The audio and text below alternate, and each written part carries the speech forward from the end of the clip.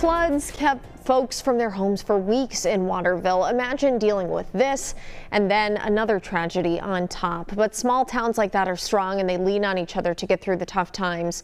Our Mike Max is here with tonight's emotional home team. Maxie? Yeah, you're right, Aaron. It touches just about every emotion we have.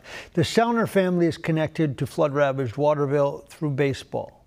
And now the Sellner family is leaning on their Waterville baseball family and some very good friends to get through both death and a new life.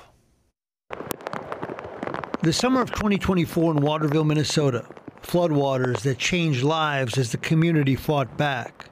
So too did members of the baseball's town team. Pretty impressive stuff from the guys on our team, I'd say. The time they've put in the community, and then the time they put in here at the park to make this place try to be ready. Not far from their own ballpark, a slice of Minnesota, and quite a team. The heart of it has gone to 4 state tournaments. In the middle of it, Shane Sellner, an accomplished college player who 4 years ago came on board, recruited his brother to play and his dad to manage the team. With both my sons playing, Luke and Shane, you know, it's looking back at it now, I'm absolutely fortunate. Shane's younger brother Luke following older brother.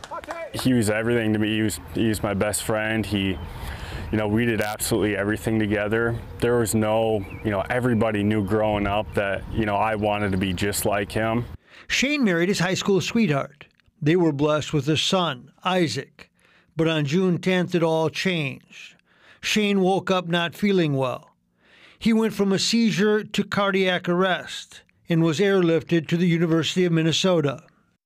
And we got to the door of the waiting room to go down the hallway to Shane's room, and my dad just broke down and said, he's not coming back from this. And yeah. Shane Sellner was 28 years old when he passed away. Oh man, heartbreaking. I lost one of my babies, and that should never happen. It's intense how much I miss him. He's the last person I think about at night. And through the night, when I wake up in the morning. A week later, following his wake, there would be another life-changing event.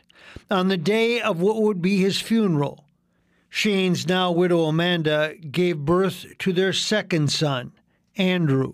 Leaving the hospital and signing the birth certificate and writing his name and going home in a place where we weren't planning to live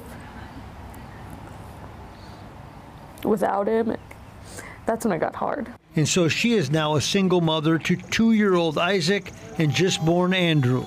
The most I feel at ease is when I'm sitting on the floor with the two of them and we're playing and just living together, the three of us. But she is not alone.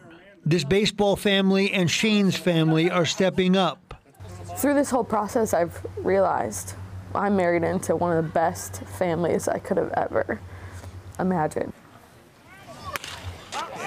The season rolls on for a team that is now without one of its stars, but has therapy by being with each other.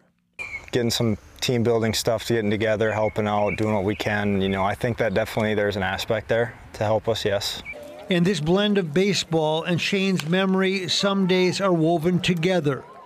Going to the cemetery, we had a game on Wednesday night, and I stopped by the cemetery and just to talk to him.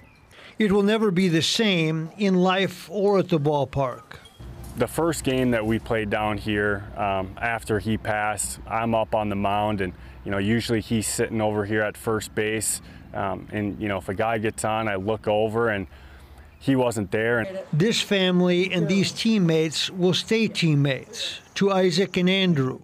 If the roles were reversed, Shane would take my boys to play ball. So I'm going to call you about every week, and I'm going to bring your boys to play ball.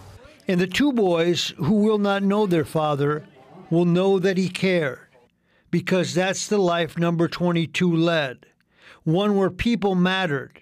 Turns out, a lot. There are so many good people, and sometimes we we either take that for granted or don't realize that there are so many good people in the world. And those good people are helping us get through this.